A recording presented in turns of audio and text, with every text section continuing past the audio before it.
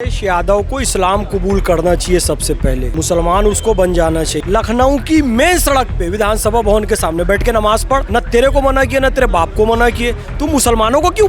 अब टीएमसी का हाल देखा बंगाल में, तो हनुमान चालीसा पढ़ने लग गए, फिर हनुमान जी के मंदिर में भंडारा करने लग गए। तुम्हारे प्रवक्ता राजकुमार भाटी रामचरितमानस को गालियां दे रहे थे। को अपराधियों के साथ था, गैंगस्टर्स के साथ था, उनको भी इस्लाम से जोड़ देता था। जो सुधार के काम मुसलमानों को करने चाहिए थे मोदी जी ने किया। अल्लाह ने उनको भेजा सुधार करने। तो ये गौ सेवा प्रकोष्ठ का ये जो आयोजन हुआ है, इसमें क्या उद्देश्य देना चाहते हैं आप समाज को सर?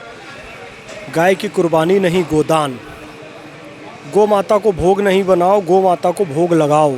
तो आप देख रहे हैं हमने लिखा है गौ माता को गुड़ चारा, हमने लिखा है यहाँ गोदान। और बीफ पार्टी बंद करो, बल्कि काऊ मिल्क पार्टी चालू करो, क्योंकि हमारे नबी ने फरमाया गाय का दूध शिफा है, गाय का घी दवा है और इसका मांस बीमारी है। तो बकरीद में गाय की कुर्बानी नहीं, गोदान करो, गोदान करो, गोदान करो। गौ माता को राष्ट्र माता घोषित करो, घोषित करो, घोषित करो। और ये जो दूसरा सवाल मेरा आपसे होगा, जो ये काऊ मिल्क पार्टी है, इसका क्या कॉन्सेप्ट है सर? इसे क्या संदेश देना चाह रहे हैं आप समाज को? बता दिया मैंने कि गाय के दूध दही घी में ही शिफा है, स्वास्थ्य है, औषधि है, ये हमारे नबी ने फरमाया है। और गाय का मांस बीमारी है, ये हमारे नबी ने फरमाया है। आपको पता है जेएनयू में एक समय परंपरा चली थी बीफ पार्टी करेंगे, उस्मानिया यूनिवर्सिटी में एक परंपरा चली बीफ पार्टी करेंगे। और अभी भी बहुत सारे लोग जो अपने आप को बुद्धिजीवी समझते हैं, वो लोग कहते हैं जी बीफ पार्टी करेंगे। अरे भाई, गाय का मांस खा खा के बीमार पड़ जाओगे, मर जाओगे। काऊ मिल्क पियो, स्वास्थ्य, शिफा, औषधि पाओ, यही संदेश देना है। एक मुसलमान होने के नाते आप समाज में इतना हित सोच रहे हैं, सभी का इतना अच्छा संदेश दे रहे हैं। वहीं दूसरी तरफ कुछ मुसलमान समुदाय ऐसे भी हैं, जैसे हुमायूं कबीर जी हो गए, और भी कुछ ऐसे लोग जिनका ये बयान देते हैं कि मुख्यमंत्री के बयान को भी ठुकरा देते हैं। कहते हैं कि हम सब खाएंगे बकरीद के दिन, चाहे गाय हो या बकरी हो, कुछ भी हो। ये फसादी लोग हैं, इनको दंगा करवाना है। ये अपराधी लोग हैं, ये गुनहगार हैं, ये पापी हैं। जो कहे मैं गौ का मांस खाता हूँ, गुनहगार है, अपराधी है, पापी है, फसादी है। संविधान के हिसाब से भी, इस्लाम के हिसाब से भी। इस्लाम कहता है ज़मीन में फसाद फैलाना बंद करो। ये बाबरी मस्जिद बनाकर फसाद फैलाता है, गाय काटूंगा बोल के फसाद फैलाता है। जैसे शर्जील इमाम उमर खालिद को जेल में डाला गया, इसको भी जेल में डालना चाहिए। इंडियन आर्मी को अपना काम करना चाहिए, सीधी बात।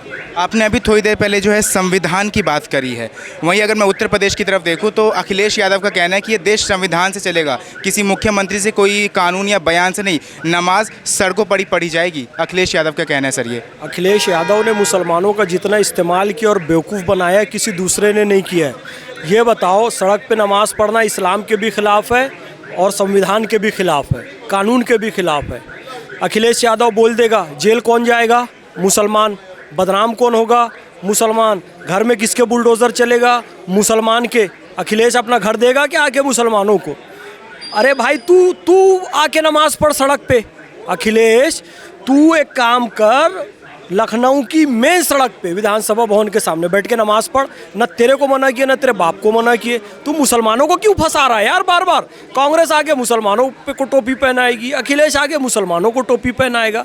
भाई तू पढ़ ले नमाज सड़क में, हम तो नहीं पढ़ेंगे। ठीक है, इसमें दो चीज़ आती है। एक तो पहला कि ऐसा क्यों है उत्तर प्रदेश में कि अगर कोई मुस्लिम होगा और यादव होगा तो वो अखिलेश का सपोर्ट करेगा, और दूसरा चीज़ अखिलेश जी की आपने बात कही है कि वो उसको फंसाने का काम कर रहे हैं मुसलमान समुदाय को। लेकिन सर, वो तो उनके हित का ही सोच रहे हैं। उनका कहना है कि जब उत्तर प्रदेश में मस्जिद की कमी है तो सड़क पर ही तो पढ़ेंगे, क्या हो जाएगा। ये जब त्यौहार आता है मुसलमानों का, तो वहाँ पर उत्तर प्रदेश के मुख्यमंत्री को सहयोग करना चाहिए, तो उसके फलस्वरूप जो है वो उसके विरोध में नए नए कानून बना देते हैं। अखिलेश यादव को इस्लाम कबूल करना चाहिए। सबसे पहले मुसलमान उसको बन जाना चाहिए। अखिलेश यादव एक राजनीतिक आदमी है, अपनी राजनीति के लिए मुसलमानों का वोट बैंक पाने के लिए उन मुसलमानों को गैर कानूनी काम करने की सलाह दे रहा है। कल को अपराधियों के साथ था, गैंगस्टर्स के साथ था, उनको भी इस्लाम से जोड़ देता था। अरे अतीक मुख्तार का इस्लाम से क्या लेना देना? ये तो अपराधी हैं। लादेन का इस्लाम से क्या लेना देना? अपराधी, अपराधियों के साथ खड़े हो जाते हैं ये लोग। तो भाई तुम इस्लाम कबूल कर लो, सड़क में नमाज पढ़ो, मुसलमानों को उल जलूल शिक्षा नहीं दो। मुसलमानों को अपना राजनीतिक रोटी, अच्छा तुम मुसलमानों को अपनी राजनीतिक रोटियां सेकने का ईंधन वो बनाते हो, माध्यम बनाते हो। अब टीएमसी का हाल देखा बंगाल में, तो हनुमान चालीसा पढ़ने लग गए, फिर हनुमान जी के मंदिर में भंडारा करने लग गए। अभी थोड़ी देर पहले तो तू भाई मुसलमान था, मुसलमान को सड़क में नमाज पढ़ने बोल रहा था। तुम्हारे प्रवक्ता राजकुमार भाटी रामचरितमानस को गालियां दे रहे थे, अचानक तुम हनुमान चालीसा पढ़ने लग गए। तो ये केवल और केवल राजनीतिक व्यक्ति है, राजनीति के लिए कुछ भी कर सकता है। मुसलमान हिंदू दोनों को इससे सावधान रहने की ज़रूरत है। धन्यवाद। तो योगी जी जो नए नए कानून ला रहे हैं, त्यौहार को लेकर हो गया, बकरीद ईद को लेकर हो गया, जो नमाज को लेकर हो गया, क्या वो सभी के हित के लिए है? क्योंकि विपक्षी का कहना है कि ये धर्मवाद को टारगेट किया जा रहा है। मोदी और योगी ने जो कुछ भी किया है सनातन और इस्लाम के अनुकूल किया है। मुस्लिम उलेमा मुफ्तियों ने इस्लाम के खिलाफ काम किया, योगी और मोदी ने इस्लाम के लिए काम किया। इंस्टेंट ट्रिपल तलाक, शर्म आनी चाहिए। मुस्लिम उलेमा मुफ्ती को ख़त्म करना चाहिए था, ख़त्म किया मोदी जी ने। वक्फ सुधार मुस्लिम उलेमा मुफ्तियों को करना चाहिए था, वक्फ का सुधार किया मोदी जी ने। इंस्टेंट ट्रिपल तलाक ख़त्म किया मोदी जी ने। जो सुधार के काम मुसलमानों को करने चाहिए थे मोदी जी ने किया। अल्लाह ने उनको भेजा सुधार करने। तो सर 2027 में कौन आएगा? हाँ, 2027 में कौन आने वाले हैं? 2027 में योगी जी आएंगे, और कौन आएगा? योगी जी आएंगे। चलिए ठीक है भाई, सर का कहना है कि 2027 में भी योगी जी आएंगे, क्योंकि योगी जी ने और मोदी जी ने इस देश को बचाने का काम किया, इस देश के अनुकूल रह के इस देश के बारे में हमेशा हित सोचा है। अगर वही दूसरी तरफ देखूं तो सर का कहना है कि अखिलेश यादव, राहुल गांधी, ये लोग केवल टारगेट कर रहे हैं, केवल मुस्लिम धर्म का यूज़ कर रहे हैं।